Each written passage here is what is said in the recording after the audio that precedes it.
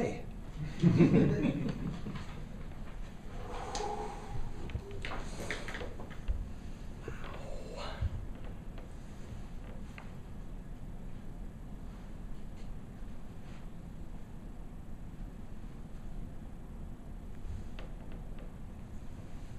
Oh, right.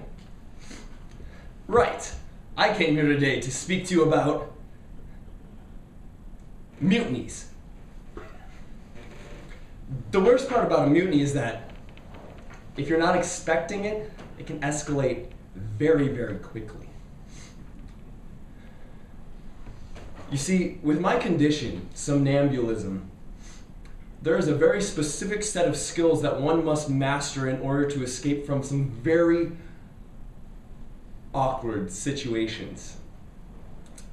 It all began when I was just 10 years old. I went to bed on an inconspicuous night, only to wake up gazing into the charming green eyes of my uncle's goat. Really, when in such intimate quarters with uninviting farm fare, less important is it to assess the situation than it is to cover those organs dearest to you. I learned this lesson of covering oneself when facing the unexpected a year later when I woke up in a tree. Turns out, it was probably less important for me to consider why it was that I was on the dirty side of the glass the gorilla displayed at the zoo than it was to grab the branch that was supporting me at the time. Over time, my condition developed from sleepwalking to sleep running, then dangerously sleep driving, and once in Beijing, sleep flying a helicopter.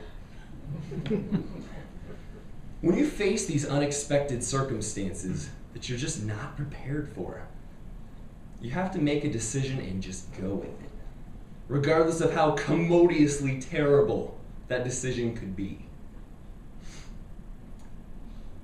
Allow me to illustrate.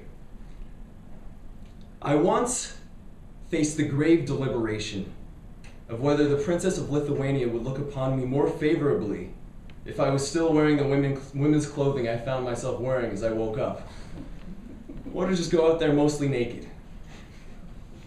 Now, the success of your escape is inescapably tributary to not second-guessing your original decision.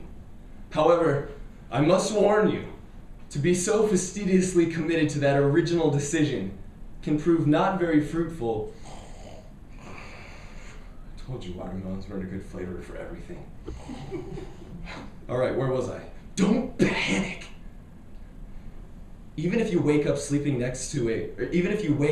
next to a polar bear carcass in negative 70-degree weather in a blizzard, don't freak out and burn the entirety of the firewood.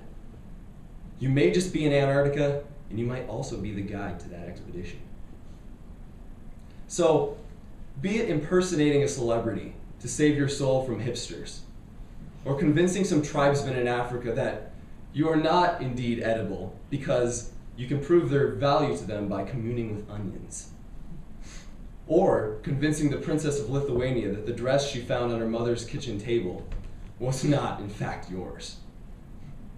The key is to never predict